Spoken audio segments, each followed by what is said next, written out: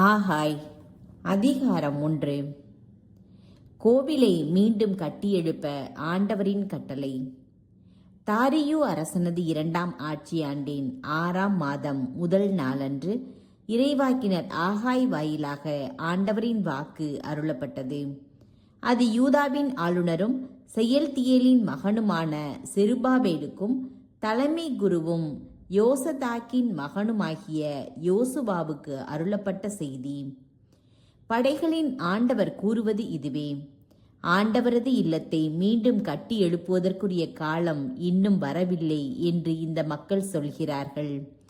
அப்பொழுது இறைவாக்கினர் ஆகாய் வாயிலாக ஆண்டவரது வாக்கு அருளப்பட்டது. இந்த கோவில் பாழடைந்து கிடக்கும் இந்நேரத்தில் நீங்கள் மட்டும் மாட மாளிகைகளில் குடியிருக்கலாமா? ஆதலால் இப்பொழுது படைகளின் ஆண்டவர் கூறுவதை கேளுங்கள். உங்களுக்கு நிகழ்ந்திருப்பதை நினைத்து பாருங்கள். நீங்கள் விதைத்தது மிகுதி, அறுத்ததோ குறைவு. நீங்கள் உண்கிறீர்கள், ஆனால் உங்கள் வயிறு நிரம்புவதில்லை. நீங்கள் குடிக்கிறீர்கள், ஆனால் நீங்கள் நிறைவடைவதில்லை. ஆடை அணிகிறீர்கள், ஆனால் உங்களுள் எவருக்கும் குளிர் நீங்கவில்லை.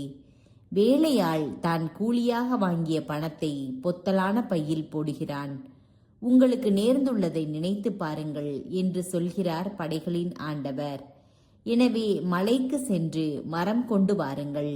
என் இல்லத்தை மீண்டும் கட்டி எழுப்புங்கள். அது எனக்கு உகந்ததாயிருக்கும். அங்கேயே நான் மாட்சியுடன் விளங்குவேன் என்று சொல்கிறார் ஆண்டவர்.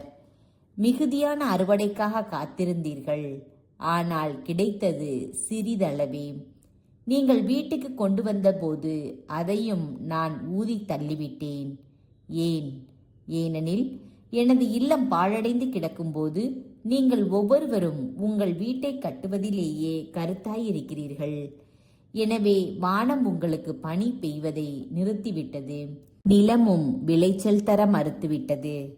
மேலும் நாடும் மழையும் கோதுமையும் திராட்சை ரசமும் எண்ணெயும் நிலத்தின் விளைச்சலும் மனிதரும் கால்நடைகளும் உங்கள் உழைப்பின் பயன் அனைத்துமே வறட்சியால் வாடுமாறு நான் செய்திருக்கிறேன். ஆண்டவரின் கட்டளைக்கு மக்கள் கீழ்ப்படிதல்.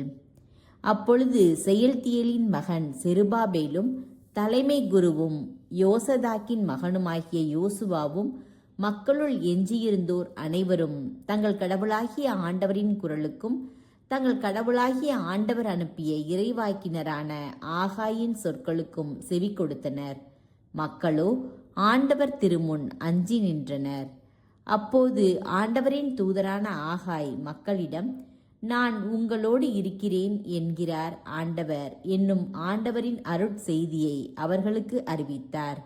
அப்போது ஆண்டவர் யூதாவின் ஆளுநரும் செயல்தியேலின் மகனுமாகிய செருபாபேலின் உள்ளத்தையும் தலைமை குருவும் யோசதாக்கின் மகனுமாகிய யோசுவாவின் உள்ளத்தையும் மக்களுள் எஞ்சியிருந்தோர் அனைவரின் உள்ளத்தையும் தட்டி எழுப்பினார்.